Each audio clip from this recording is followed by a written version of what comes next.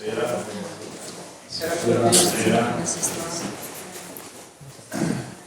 pensavo ci fosse una presentazione di un libro. Sì, anch'io ho portato i libri. I libri, se non ci sono i libri non si fa la presentazione di un libro. Però vedo preparato per un concerto, non lo so. Non so, perché io ho avuto un po' da fare ultimamente. Ci accomodiamoci. Buonasera a tutti, io sono Andrea Tralli di Fanda Edizioni.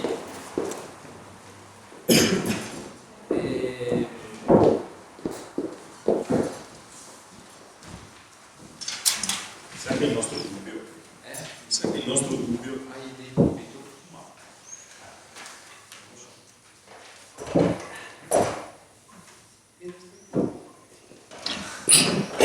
salute. No, solo per le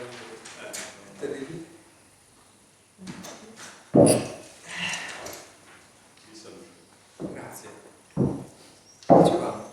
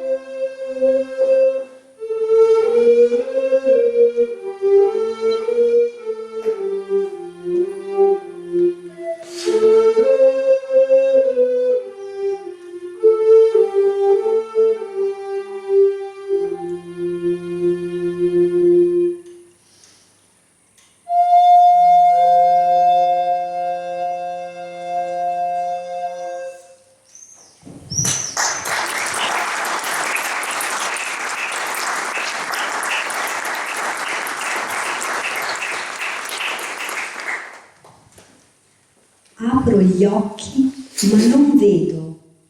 Li apro di nuovo, ma non vedo.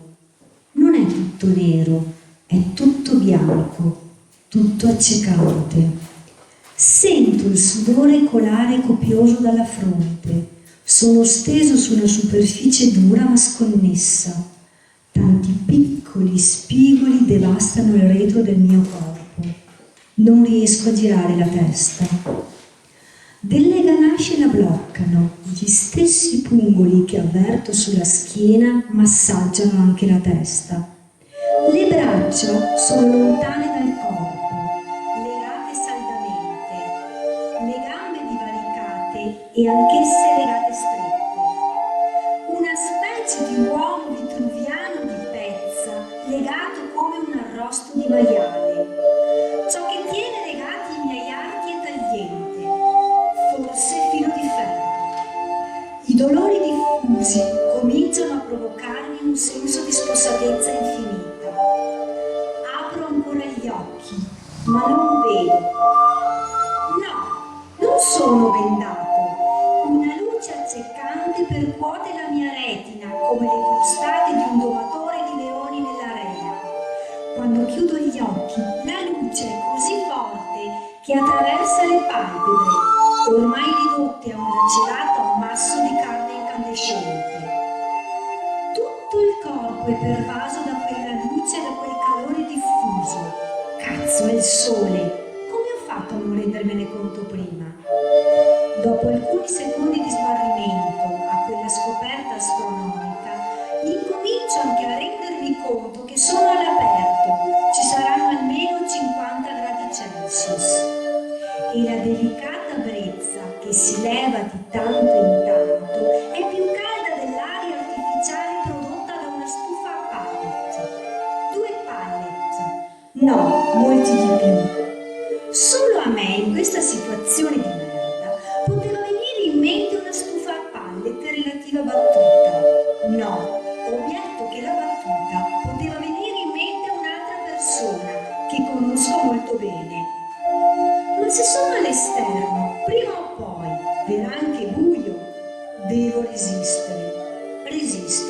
Resistere a quel caldo però è come chiedere a un pollo di cantare a squarciagola la cucaraccia prima di finire nel bollito a far compagnia a un bel pezzo di lingua. Non potendo muovere la testa e accecato dal sole, non colgo l'ambiente che mi circonda. Potrei essere su un cubo con tutto acqua attorno fresca, come nel deserto sopra una tana di formiche rosse divoratrici. Tra i più noti e simpatici abitatori del deserto ci sono gli scorpioni, sì, non quelli innocui che trovano a casa della nonna da piccolo e che facevano morire di stenti dentro un bicchiere rovesciato. Proprio quelli cattivi, quelli che viaggiano sull'avambraccio di James Bond Daniel Craig in Skyfall. Quando uno comincia a pensare a una cosa intensamente, non è escluso che essa possa accadere. Infatti, oltre a tutto il resto, comincio a sentire sul piede destro un leggero solletico, la stessa cosa sul sinistro. La cosa comincia a farsi interessante quando il solletico comincio a sentirlo anche alle parti intime, e poi sulla pancia, e poi sul petto, e poi sul viso, e poi in ogni angolo scoperto del mio corpo. Subito penso alle formiche cannibali, di cui avevo letto su Biology Letters. Apro gli occhi e vedo distintamente un'immagine che si staglia davanti alle mie pupille indebolite dalla luce e dalla mancanza di un ottimo paio di Ray-Ban. È uno scorpione con coda arcuata e corpo teso. È l'ultimo ricordo di quel momento orribile, perché dopo qualche secondo di quella visione, la coda malefica si abbatte sul mio viso e le code di tutti gli altri scorpioni che titillano il mio corpo si abbattono ovunque, come palle di cannone sulla nave di Jack Sparrow. Giacomo, che succede? Mi dice assonnata Francesco. Chi è? Urlo io. Stai calmo, forse stavi sognando, come se sognare e urlare contemporaneamente fosse una cosa assolutamente normale.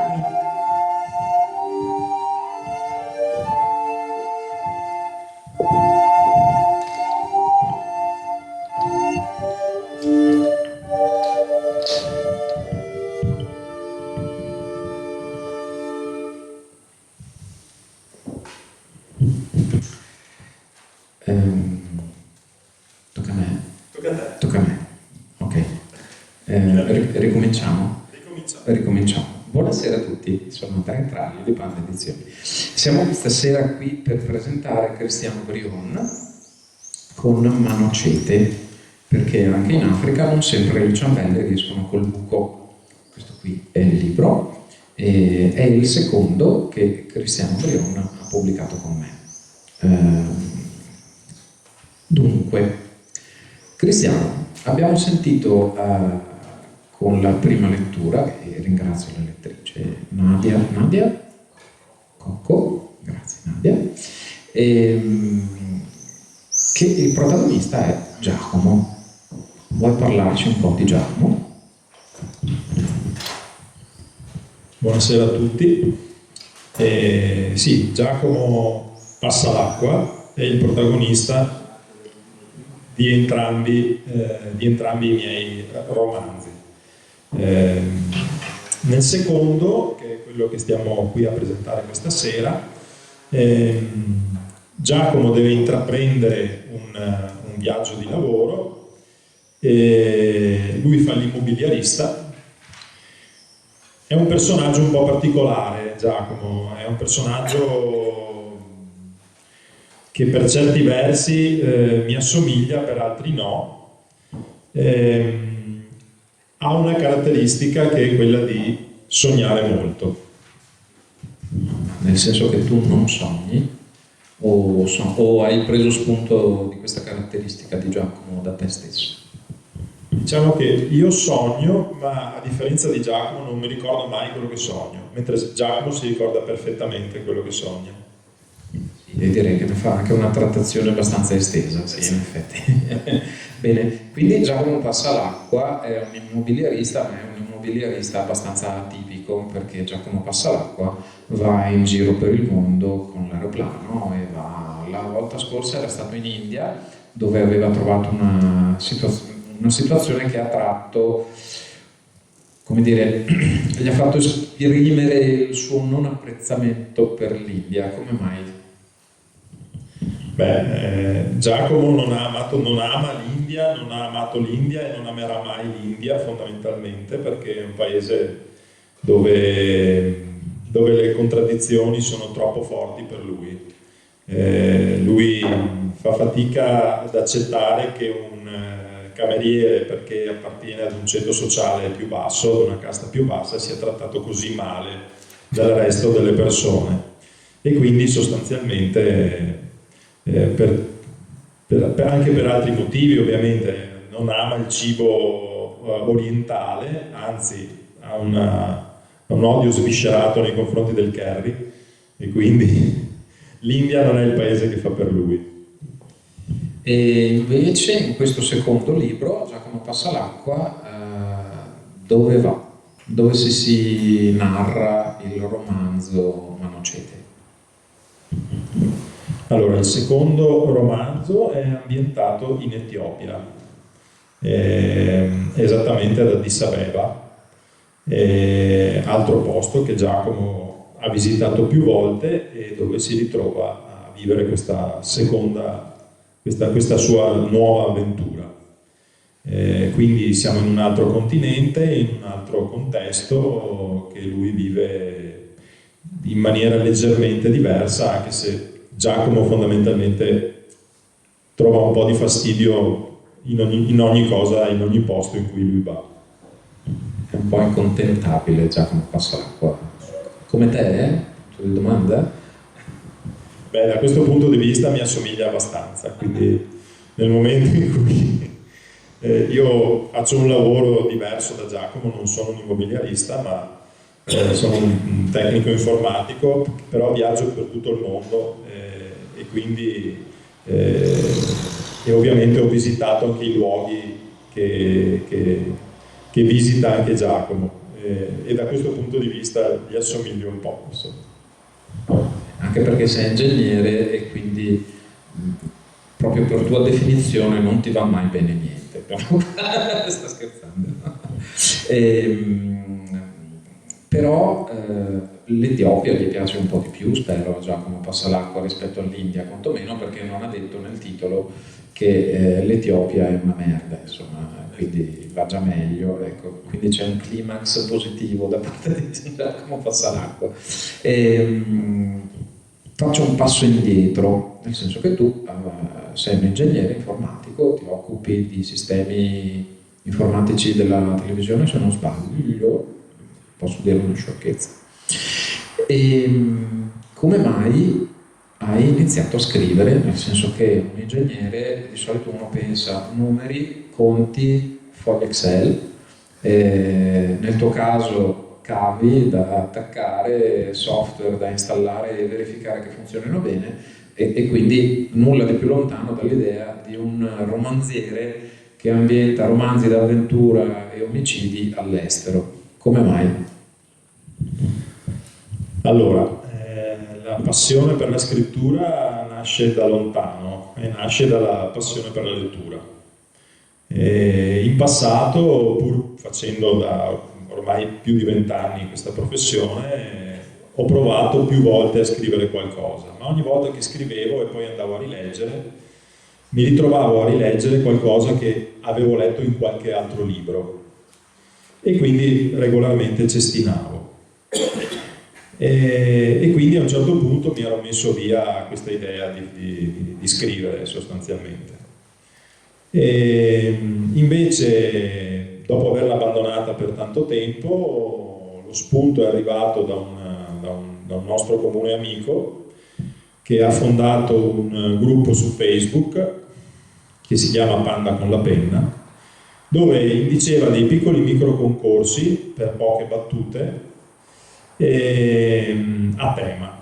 E mi sono ritrovato a scrivere sviluppando questi temi e a rendermi conto che forse qualcosa di originale riuscivo anche a scrivere e da là è nata l'idea del primo libro che incredibilmente ho scritto in poco meno di 3 mesi e dopo con una grande motivazione però che è stata quella di partecipare a un premio letterario che è il premio letterario Prunola Giorgione, città di Castelfranco, che è organizzato dal signore che mi siede qui a fianco e quella è stata la motivazione perché il dover concludere il manoscritto entro una certa data mi ha spinto proprio a continuare a scrivere e dopo da lì ho partecipato al premio, ho vinto una menzione d'onore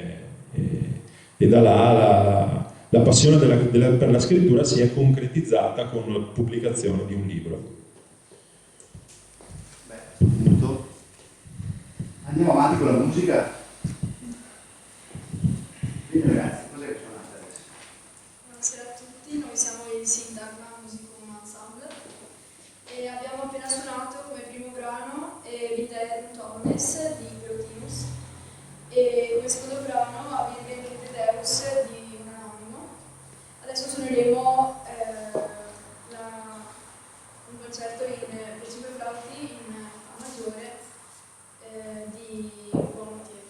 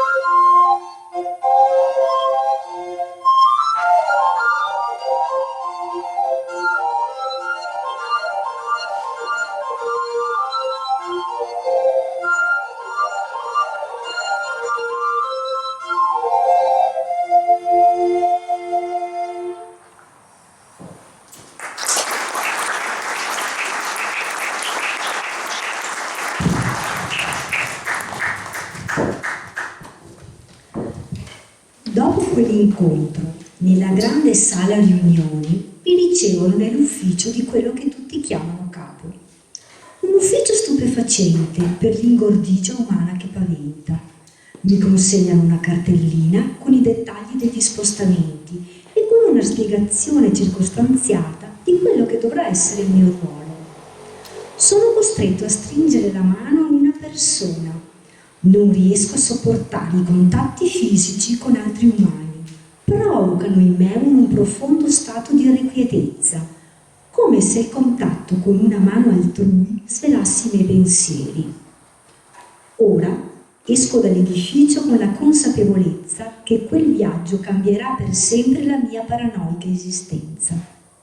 Salgo sul taxi e comincio a focalizzare la mia attenzione sul mio compagno di viaggio. Ho capito che lui è contrario alla mia presenza. Questo mi dona una perversa emozione. Se ci penso, e ora lo sto facendo, seduto sul sedile posteriore di un lurido taxi, lungo il tragitto che mi riporterà in stazione, sento crescere il suo disagio.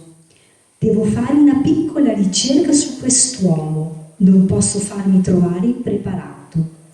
Arrivo in stazione e da lì a piedi mi dirigo verso casa. Entro finalmente nel mio piccolo regno e provo un profondo sollievo. Mi dirigo immediatamente verso il bagno per una disinfestazione corporale necessaria, troppi contatti con un mondo a me alieno. Ripongo gli abiti nel loro luogo di riposo abituale e completamente nudo mi dirigo in bagno. Chiudo la porta, apro l'acqua della doccia e solo quando la temperatura dell'acqua ha raggiunto i 37,5 gradi centigradi mi accomodo sotto il getto. Un pensiero sconvolgente si affaccia prepotente. Dove potrò avere in Africa l'acqua a questa temperatura? Devo assolutamente acquistare un termometro portatile prima di partire. Non devo acquistare nessun termometro, devo solo ricordare il passato. Quando ho vissuto in Africa ho ricreato un mio mondo assettico e impenetrabile, unico rifugio alla confusione, alle urla e al caldo regnanti in quel continente. Mentre sono sotto al getto d'acqua e sto insaponando il mio corpo, il pensiero lentamente si affievolisce. Lavo accuratamente ogni parte. Esco dalla doccia e inizio ad asciugarmi dedicando particolare attenzione alla zona inguinale e allo spazio tra le dita dei piedi. Dopo aver completato le operazioni mi vesto e mi dirigo verso il mio Sancta Sanctorum, dove entro chiudendomi a chiave la porta alle spalle. Esco esattamente dopo 2 ore e 37 minuti, soddisfatto e appagato da ciò che ho raccolto e sperimentato. Domani mattina devo cominciare i preparativi per la partenza. Ora il tempo che ho è tutto per me. Mancano pochi giorni, meno qualche ora, alla partenza. Devo solo sistemare le cose con l'università. Ma dato che negli ultimi 8 anni non ho mancato un solo giorno, ho un accumulo di ferie e permessi talmente grande da risultare frustrante. Grazie Nadia. Ecco, allora, grazie a questa lettura abbiamo scoperto un nuovo personaggio, non c'è solo Giacomo Passalacqua, ma c'è anche, io me lo sono segnato perché è un po' complicato questo personaggio, Herbert Galeano Vassili Saponetta, detto dagli amici Franco. Ecco, Franco è un personaggio un po' particolare, direi che è abbastanza lampante. A chi ti sei ispirato per descrivere questo professore psicolabile? Allora, in realtà non c'è un reale personaggio a cui mi sono ispirato. Posso dire però che avevo bisogno di una figura all'interno del racconto che fosse completamente diversa da Giacomo. Se leggerete il libro, cosa che spero vivamente, vi renderete conto che in Giacomo è abbastanza facile immedesimarsi. Avevo bisogno di un contraltare assolutamente lontano da ciò che Giacomo è e quindi ho pensato ad uno che fosse assolutamente paranoico, cosa che è Franco per tutto il viaggio. Sì, non ti sei mai preoccupato di essere, cioè nel senso, ti è venuto molto bene questo personaggio, oltre a Giacomo che ovviamente è il primo protagonista, però è sicuramente una figura di notevole spicco, quello di Franco. Ma l'hai descritto così bene che non ti è mai venuto il dubbio di essere troppo bravo a descriverlo? Non sei anche tu un po' paranoico? Ma per certi versi, in quanto ingegnere, forse un piccolo grado di paranoie su certe cose c'è. Il signor Cristiano Brion è paranoico, che lei sa? Paranoico magari no, però. Però, va bene. No, avevo sbagliato la persona a cui chiederlo. Va bene, insomma. Franco sarà un protagonista, uno dei protagonisti del libro, che porterà Giacomo Passalacqua a sperimentare cose nuove, decisamente nuove, insomma, anche perché di che cosa si occupa, che cosa fa Franco per lavoro ufficiale e che cosa per lavoro non ufficiale. Allora, Franco ufficialmente è un insegnante di lingue e letterature africane e in particolare lui conosce molto bene le lingue, lo Swahili che si parla in Kenya e le lingue che si parla in Etiopia. E questo è il suo lavoro ufficiale, lui insegna all'Università di Trieste e quindi questo è il suo lavoro ufficiale, ma nel suo, diciamo, come l'ho definito nella lettura che avete appena sentito, Sancta Sanctorum, lui testa delle sostanze di dubbia provenienza, possiamo definirle tranquillamente droghe. Le testa, ne valuta gli effetti e quindi in qualche modo ha questa doppia vita, da un lato professore, dall'altro lato tester di sostanze stupefacenti. Certo, c'è chi fa il tester dei profumi e lui di droga, insomma, bene. Ma come ti è venuto in mente di inserire, cioè no, perché scusami Cristiano, perché tu sei una persona, è strana questa cosa ed è per certi versi normale tra gli scrittori, perché molti scrittori, penso a Gianluca Ascione per esempio, anche Gianluca che è un mio giallista, che si sta affermando pian pianino nella città di Treviso, lui è una persona estremamente posata, calma, tranquilla, proprio paciosa, uno che dici non potrei mai correre nessun rischio se passassi una serata con lui, anche se ci ubriacassimo a merda.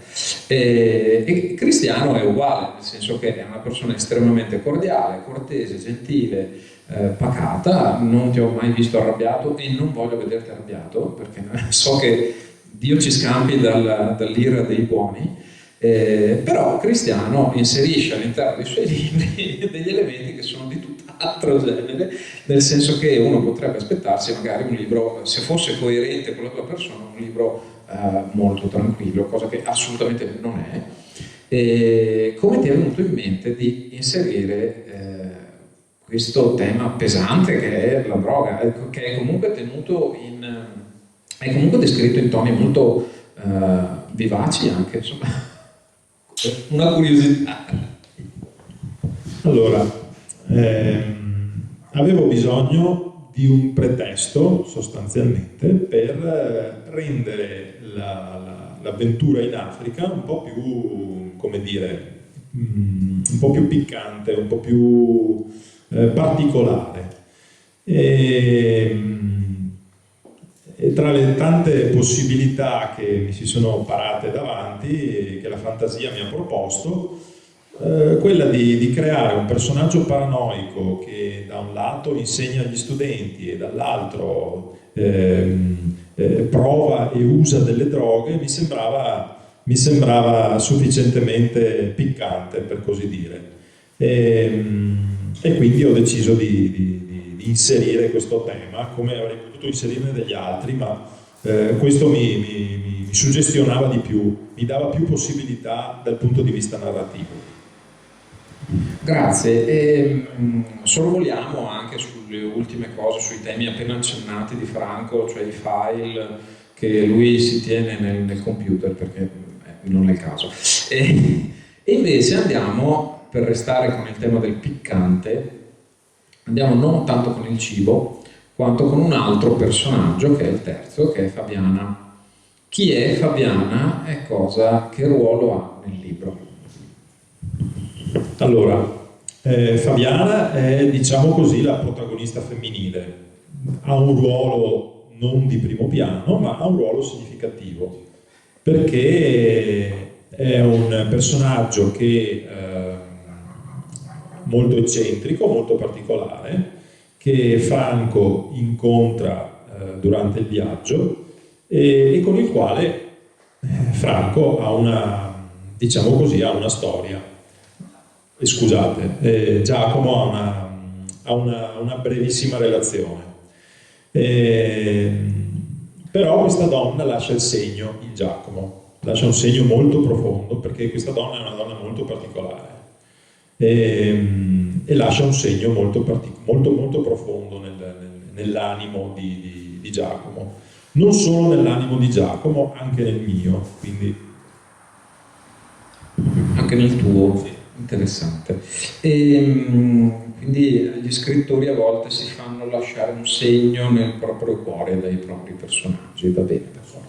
Ma tu fai dire a Fabiana, finalmente si scopa a un certo punto del libro, perché tu utilizzi comunque un linguaggio molto diretto, con gran pochi filtri, ed è un pregio, nel senso che comunque la lettura è scorrevolissima, è molto veloce. Com'è il tuo rapporto con le donne e come hai voluto, che comunque anche nel primo libro c'è un'altra protagonista che è Francesca, com'è il fil rouge di Giacomo con le donne?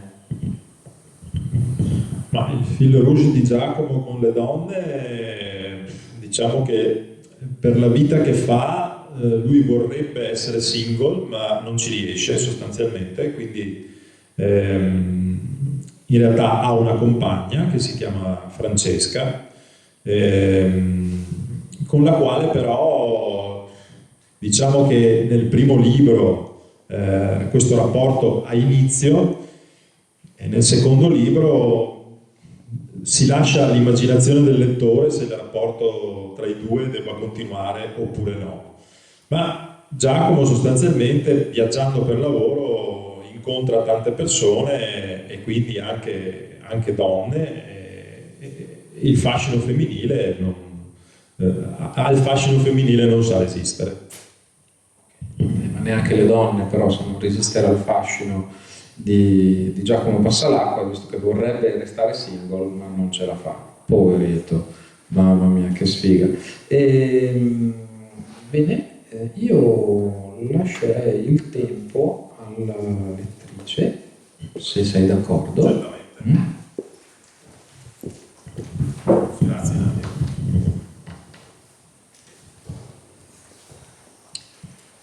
Entro in camera distrutta e senza energie. Mi accascio sul letto. così grande che potrebbe ospitare 3 persone in diagonale. Faccio volare i cuscini di troppo, mi tolgo le scarpe a fatica. Un sano sentore di Castelmagno inebria la stanza. Disteso cerco di respirare ritmicamente, spostando energia dall'alto verso il basso, contraggo e decontraggo il pavimento pelvico e lentamente le membra si rilassano. Scivolo rapidamente verso l'oblio di mondi lontani. C'è una casa colonica alle mie spalle. Sono seduto su una vecchia sedia di paglia. Attorno a me finire di cicale, polvere e un caldo appiccicoso. Una gallina scorazza per la grande aia, alla ricerca di cibo perduto. Un ronzio nelle orecchie sfumato, poi sempre più forte. Una vettura sportiva di grosso calibro fa capolino nell'aria, alzando una spaventosa nuvola di polvere che mi travolge di ritorno. Nella nebbia, che piano piano si dirada, vedo scendere una donna dall'auto. Stivali inguinali con tacco 16 e un completo in pelle che lascia molto poco all'immaginazione. Si avvicina a me e mentre la polvere lentamente si poggia sul cofano dell'auto, sui miei capelli, sui miei vestiti e su tutto ciò che ci circonda, ne comincio a distinguere il volto. È senza occhi, ma sembra vederci benissimo. Mi arriva un palmo, si piega in avanti, portando i suoi grossi seni all'altezza della mia faccia. Mentre i miei occhi si fissano sulle sue tette, le si apre il petto e appare un volto. È il professore, untuoso e problematico come sempre. Mi fissa negli occhi e mi sussurra: io sono il tuo io riflesso. Afferro quella testa unta che mi scivola, cado dalla sedia, cade la testa. La donna si affloscia. La testa mi guarda e mi parla. Io sono il tuo io riflesso. Un urlo straziante mi esce dalla gola quando mi rendo conto di essere sveglio. Ancora vestito e con leggeri brividi di freddo. Vedo la luce filtrare dalle spesse tende di velluto bordeaux alle finestre, ma è troppo presto per alzare il corpo dal letto. Mi copro e torno nel buio profondo.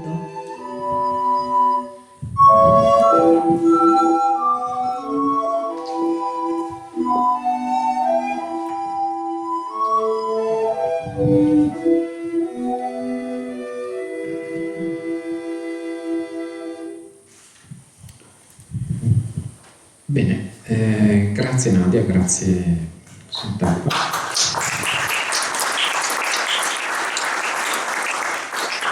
Io ho 2 ultime domande e poi lascerei la parola a Cristiano per la conclusione. Dunque, questo è stato il tuo secondo romanzo. Quanto ti sei divertito a scriverlo e che differenze ci sono state con il primo durante la stesura? Beh, la stesura è stata completamente diversa. Il primo romanzo è venuto di getto, l'ho scritto in pochi mesi, in particolare in 2 settimane trascorse in Salvador per lavoro. Il secondo invece ha avuto una gestazione completamente diversa, perché dopo aver partecipato al premio Prunola e aver vinto il premio mi sono issato sul trespolo e ho detto beh, sono diventato uno scrittore, quindi devo scrivere ancora subito. In realtà non è così, quindi ho cominciato, poi ho interrotto, poi tutta una serie di eventi che mi hanno contraddistinto e la stesura è stata molto più complicata, ci ho messo quasi 2 anni ad arrivare alla conclusione. Quindi un lavoro completamente diverso, gestito comunque anche in maniera diversa, perché il primo non aveva nessun canovaccio, avevo un'idea e l'ho portata fino in fondo. Il secondo invece l'ho strutturato già fin dall'inizio, quindi un lavoro proprio assolutamente agli antipodi. Quindi sei maturato come scrittore, ti senti cresciuto come capacità tecniche e come passione? Punto di domanda? Beh, come passione sicuramente, come capacità tecniche lo lascio al giudizio dei lettori e anche al tuo giudizio, visto che sei l'editore dei libri che pubblico. L'idea sarebbe quella di imparare la tecnica studiando, ovviamente, cosa che ovviamente il lavoro e tante altre, la famiglia e tante altre cose impediscono di fare, però approfondire le tecniche di scrittura di un romanzo, quello sicuramente mi piacerebbe farlo. Bene, rivedremo Giacomo Passalacqua in futuro? Rivedremo sicuramente Giacomo Passalacqua in un terzo romanzo che è in lavorazione, che sarà, come dire, una sorta di chiusura di una trilogia che riguarderà Giacomo Passalacqua. Giacomo apparirà in una forma, diciamo così, diversa, però ci sarà ancora, anche se non sarà lui il protagonista del terzo romanzo. Bene, è una notazione curiosa il fatto che Giacomo apparirà in una veste diversa, in una forma diversa, non so.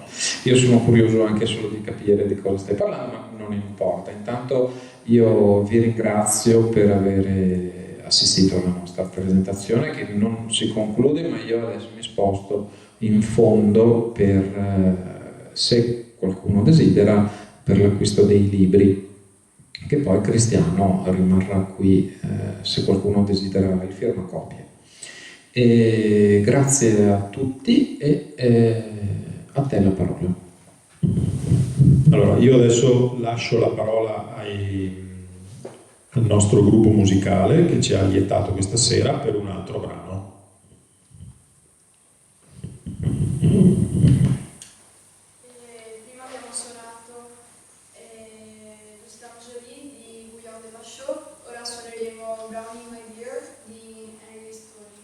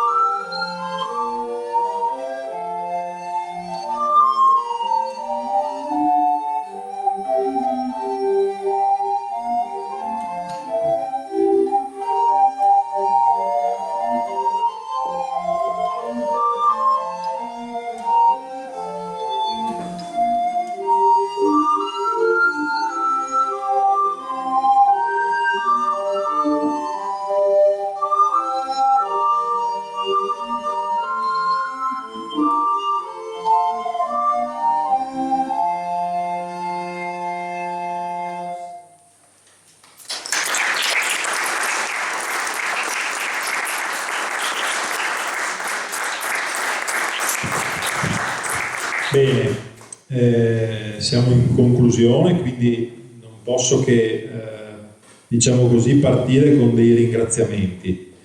In particolare volevo ringraziare l'associazione Idee in Movimento, nella persona di Laura Beghin, che se vuole venire a dire due parole, visto che è padrona di casa, è gradito. Ringrazio anche Roberto Stangerlin del Comitato Frazionale, che ci ha aiutato nella preparazione della serata. E ringrazio ovviamente tutti voi che siete venuti qui questa sera. E lascio un attimo la parola a Laura, dopodiché vi presento i nostri musicisti.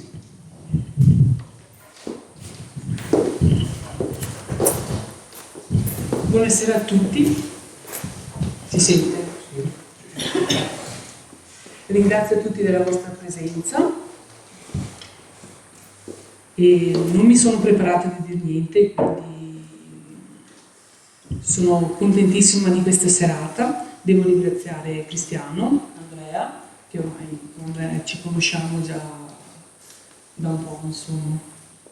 E felicissima di concludere quest'anno di associazione con questa serata, che poi lo riprenderemo a ottobre con i vari corsi che facciamo di fotografia, pittura e ceramica. Quindi se qualcuno è anche interessato a sapere le nostre iniziative, basta che ci segua su Facebook, che là c'è su tutto, insomma. E basta. Adesso Cristiano ringrazierà i ragazzi, quindi ringrazio voi. Grazie.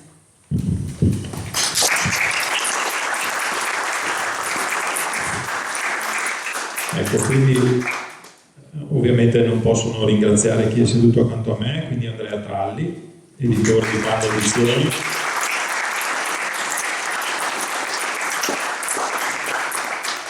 Un grande applauso va a Nadia Cocco, che ha letto per noi i 3 brani dei libri. E infine veniamo a questi ragazzi che sono sul palco dietro a me. Innanzitutto sono ex e studenti del liceo musicale di Castelfranco Veneto.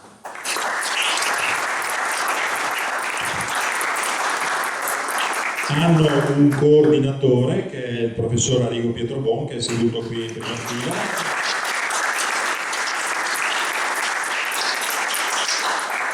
Mi giro verso di loro. Sono Alice Giuliana Gaspa, Marco Noal,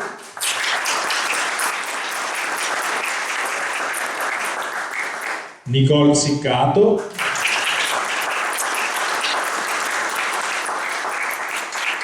Alice Boldrin,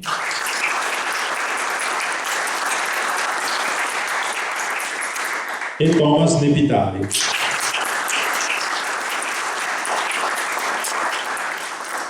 Che ringrazio ovviamente per essere stati qui stasera, che adesso ci allieteranno con un ultimo brano.